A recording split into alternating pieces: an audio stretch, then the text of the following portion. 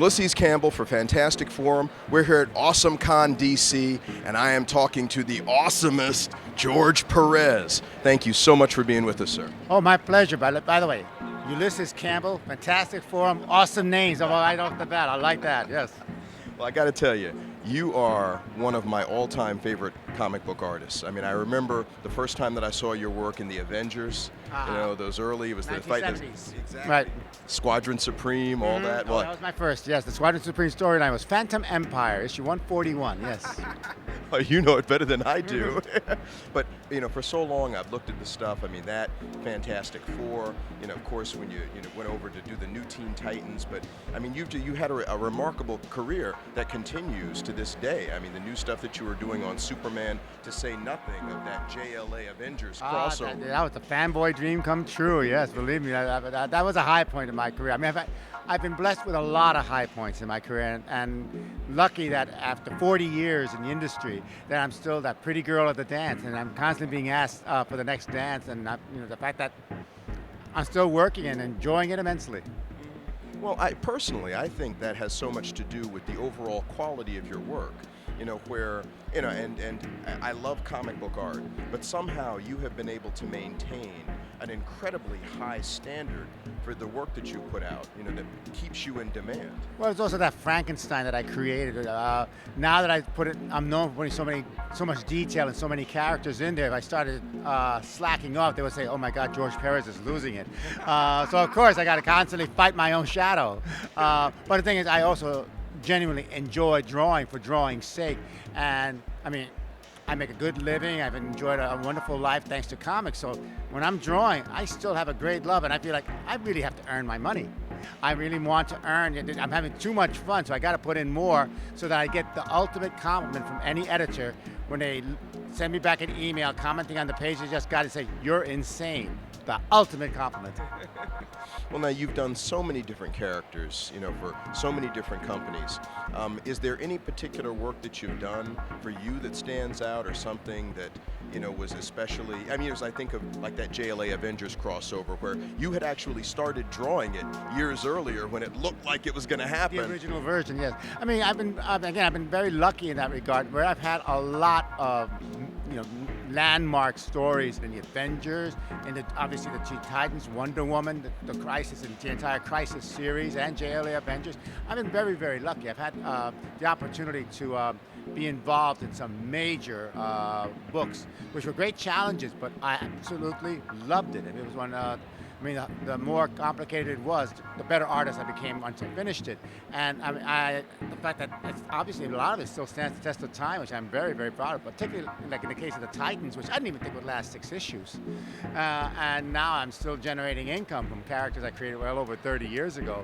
And right now I'm working on a new series called She-Devils for Boom Entertainment. And well, I'm still jazzed. Here I am at a convention having a great time, but I really want to get back to my drawing board and continue on that comic. And that is what keeps you at the top of your game. Hey, what advice would you have to young artists just breaking into the business or trying to? Well, I mean, 2 things. First of all, obviously you have to love doing it first, because there's a lot of competition, a lot of challenges.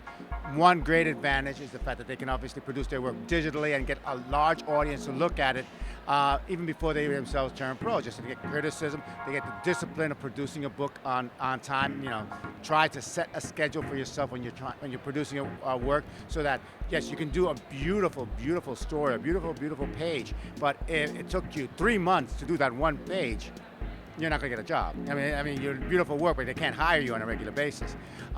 And in comics, one of the key things to always remember is you're trying to tell a story. You're not drawing pinups, you're not drawing posters, you're telling a story, and that's a discipline everyone really should learn. And I imagine it as if you're doing storyboards for a silent movie, where as much information has to be placed in the artwork to make the writing a lot easier, so that the writer can give the character's personality, can explain some nuances, but the second the writer has to explain what's going on in the page, then the artist is not doing his job. That's funny, because I was thinking that the artist hasn't done his job, if that's what it falls to. Right. All right, so in terms of, so you said what you're doing now. What's the next book for either Marvel or DC that you're going to be doing? 'Cause I know you've been working on Superman. You Well, left the that. thing is, I'm no longer working at either Marvel or DC. In fact, I'm an employee of Boom Entertainment. And a lot of the things that are being done at Marvel and DC, and I think, hey, some of the stuff I've heard about is great. Some of the stuff I don't know much about. But it was time for me to move on. The characters aren't the same ones that I grew up with. And rather than being the sour old man, complaining about how things used to be, I said, no, they're characters, they're right. They know better what they want to do with their characters than I, as an individual, would, with my own prejudices and my own limitations. I said, no, that's fine. I've had a wonderful ride with both Marvel and DC, and Boom has come in at the right time for me when I just needed something where I had a little more creative freedom without everything being done as part of a big corporation. And I mean, I still receive offers from DC and Marvel, but this is where I need to be right now. If nothing else, to keep my muscles in tone. Well, and I'm sure you will be receiving offers from them and a lot more companies for a long time. But it's something that I have heard from a lot of artists. Is that independent, and I personally feel, and don't get me wrong, hey, I'm wearing a Flash T-shirt, love Marvel, love DC, but it seems as if the independents are places where, for the very reasons you mentioned, not constrained by certain characters and the way that they are supposed to be handled. And to say nothing of the opportunity to do creator-owned properties. Yes, I mean, and the thing is, it's a gamble. I know that, of course, whenever you do a creator-owned book, then everything rides on you. All the success may rise on you. And I am very fortunate, again, because of my career at DC, is that, particularly at DC, is that my royalties, because of all the characters that Marvel and I created, and the Teen Titans and other characters that I've been responsible for, I earn enough in royalties that drawing comics is something I'm doing for the sheer fun of it. I'm not worried about the sales. I want to do the best work I can, the most personal work I can, and hope there's an audience for it. But thankfully, my mortgage is in writing on it. So drawing for the sheer love of drawing is something I could never have imagined.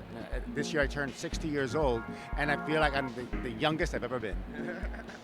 Well, finally, you have made such an incredible connection with the fans. I saw where you drew Heather Kelly, cosplayer, into the Superbad book, So you've got these connections with the fans. I think I absolutely adore the fans, and I mean, they've been very good to me as well. And I remember being a fan. I remember the excitement, and I don't want ever to be the one responsible for souring them on my industry, on the industry that has been so good to me. And they have been good to me as well. I mean, they are part of this industry. They are the readers. They are my audience. They're the people I'm trying to reach. And when I see them at a convention, I work in a vacuum. I work in my studio. I work alone. So to finally see my audience, to hear the applause, as it were, it's gratifying, energizing, and I've become Uncle George to so many of the fans, which I'm very flattered. I feel like Walt Disney. And I'm always realizing that they're the ones who plunked what used to be change, now it's folding money, for the books that I'm doing. I mean, I have a career and I have longevity. I wouldn't be there without them. I mean, if no one read my books, I'd have no real career to speak of.